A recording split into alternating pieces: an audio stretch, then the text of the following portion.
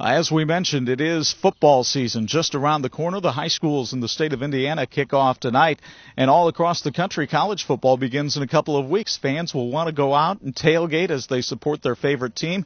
And can you think of a better way to do it than in one of these beautiful RVs? This one put together by Evergreen Recreational Vehicles, and the president and COO of Evergreen RV, and a former Northside Middle School classmate of mine, Doug Lantz, joins us now. And Doug, football season right around the corner, and your company has been able to strike up a tremendous relationship with Pro Football Hall of Famer and Terry Bradshaw. How'd that come about? Well, that came about through a relationship with our chairman of the board, Kelly Rose. He's a personal friend of Terry's.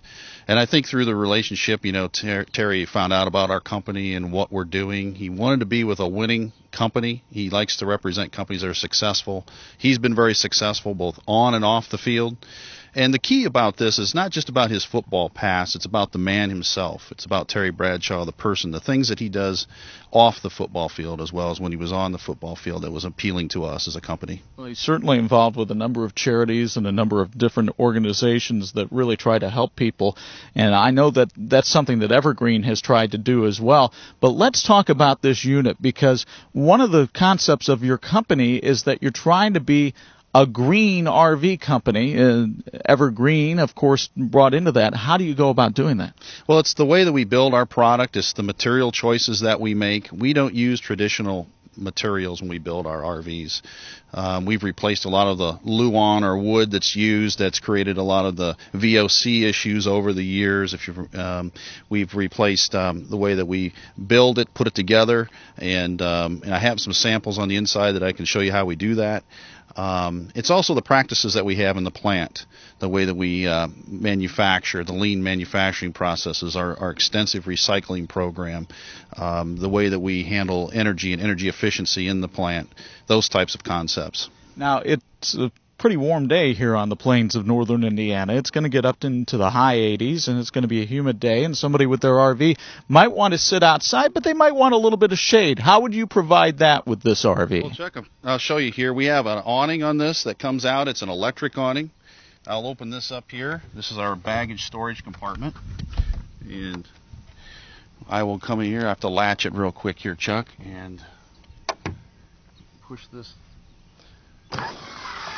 Here we go. This is actually operates off a 12 volt. You don't have to be plugged into electric to work this. Comes out automatically, very little effort. You don't want to sweat on a day like today. No, you don't. Oh, that's nice. You got some good shade going on right there, so you'd be able to sit under your awning, and then this serves as a nice little cargo hold, it appears. Yeah, this is a cargo carrying capacity area where you can put your camping chairs and those types of things. You also have you can see inside here, your laundry basket. There's a laundry chute inside that goes into the laundry basket, so it's not taking up interior space. Well, wait a minute. If we're going to do laundry, do we have to go down to the stream or something like that in order to do our laundry and do it on a rock? No, most campgrounds have laundry facilities there. That's no problem. All right. So now we're outside. We've got a nice little place to put our trash and everything. This is a recycle bin. You know, if you're going to be a green company, you have to provide the tools for people to recycle. So this is where they would put their cans and bottles inside here. Well, that's good, because our floor director, Dean Korsmo, needs a place to put his empties. And so let's go inside and check out what's going on in here. And while we do that, Doug, let me ask you, as we take a look at some of the features in here, obviously the RV industry took a huge hit with this recession. I mean, people weren't exactly thinking of spending money on what they might consider a luxury item. How is your industry coming back? It's coming back very, very well. It's not going to come back as fast as it fell off. I mean, we were down. 2009 was down over 35% in sales from 2008, and I think we've recovered somewhere around 8 to 10% of that so far this year. What's more importantly, though, is the dealers have stocked up their inventory because the inventory's got very low out there on the dealer lots, and they've been recovering and restocking that inventory. The industry is poised right now to get back to the 2008 levels, 2006 levels, somewhere in there over the next couple of years. Your particular county suffered unemployment almost of 20%. Yes. Talk about the recovery that's going on in Elkhart County. I know President Obama has made a couple of visits to the county. They've been a little bit controversial because it's not a heavily Democratic county. But talk about about what's going on in Elkhart County and how that county is trying to rebound. Well, I think one of the things the county did to rebound is they diversified. If you look at some of the other companies that they've gone out and recruited to come in, particularly, if you think about the electric car companies that have come in. So that's one key critical area. We were very heavy in RV manufacturing supply. They have diversified, and I think that's helped. In the RV industry, though, because the dealers have been restocking, shipments are up 60-70% from where they were before last year, which has helped the suppliers and helped to rehire people. Now, we personally, when we started, only had 15 employees, and now we're up to over 100. So, and most of those people that we put back to work were out of work at the time. So. Well, let's talk a little bit about what's going on in here. You mentioned you've got samples of some of the materials. I think a lot of people who have grown up with the RV industry think of a lot of polymers and things that aren't necessarily what we would think of as green things being used. I'll let you get on the other side here so you can get to your samples. These samples we've actually soaked in water since March of 2009. We continually keep these in water to show that one of the biggest deterrents, or one of the biggest problems in RVs, is certainly because they're used outside. They're outside all the time in extreme heat sometimes to extreme cold, expansion, contraction. The seams can open up or whatever, and you can get some leak issues. What we have done is eliminated the Luan or the wood substrates into the manufacturing process with green materials that are actually manufactured here in the United States. And the materials that are commonly used would be something they call Luan or plywood. Yeah. This would typically be the substrates used on the floors, roofs, sidewalls. But you can see that it will handle mold. It'll hold mold and mildew, and it'll certainly absorb water and help tear down the RV over time. So we've replaced those materials. Those are made in Indonesia, Malaysia. Those are typically harvested out of rainforests, and we've replaced the materials made here, engineered materials, and made in the United States of America. Well, and as you take a look around in here, for those of you who may have grown up with your father's Winnebago or some sort of trailer that you attach to the back of the car, this is a completely different world that we're in right now. Talk about some of the features that you have in the interiors of these. Sure. You can see here we have Corian countertops, which is a nice feature to have. We also have here convection microwave. It cooks faster and it allows people to utilize more energy efficiency than maybe a standard microwave. You have your double door refrigerator and freezer right here. Very large. You can handle a lot of storage on the inside of milk and pop and those types of things. You've got your freezer inside.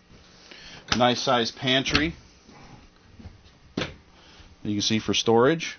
And if you're watching on TV right now, you saw a picture of what one of those pantries can look like when it's full, and it's impressive.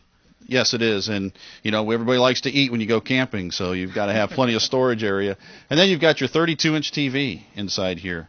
And your large, what we call club lounge, which people can relax. It actually has an air mattress sofa inside of it. And speaking of mattresses, we're going to go back here into what would be your bedroom, which, quite frankly, for those of you who are sending kids off to college, might be bigger than what their dorm room is.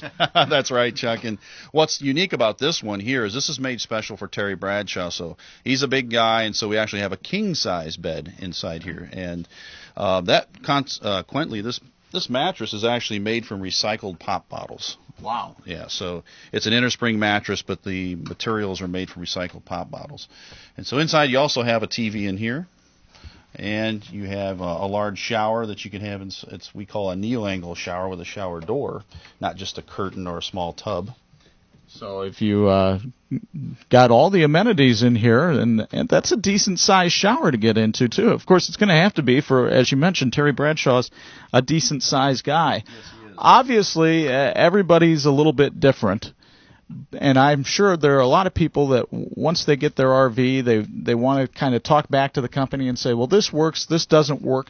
And that's one of the things your company has done, too, is kind of set aside a way where people can ask questions or make comments to the company, right? We have two different ways. Actually, on our website, you can go to what we call suggestions. Those suggestions come directly to me. I review all the suggestions, and we reply back appropriately or implement those. The other way is through our Facebook. We have blogs on a Facebook site, which we try to keep our customers and our users up to date on the events and new products and things that we're coming out with. Now, I know the question everybody has at home right now. How much is this going to run me? This is going to run you just shy of $40,000. So about 39,000 for this one here. And can somebody get financing on that? Because let's face it, most of our Harvest viewers aren't sitting there with $40,000 in cash just sitting there in the book. Although we do have the Craig Smith money moment coming up, so if they've been following advice, maybe they do. Well, I think that's one of the things that has helped the RV industry come back around is the financing has loosened up a little bit out there, and so I'm sure if you go to your local bank or credit union, you'd be able to get financing on this. Well, it sounds great. The website is evergreenrv.com. And, Doug, congratulations. This is a tremendous concept, and hopefully this is the start of some great things to come for Evergreen. Well, thank you very much for having us, Chuck. We appreciate it. That is Doug Lantz. He's the president and COO of Evergreen Recreational Vehicles. Now, if you want more information on Evergreen, the best way to do it is to go to our website at harvest-tv.com. Click on Show Info in the menu bar, and you'll have an easy way to link to Evergreen's website. The Harvest Show continues with more after this.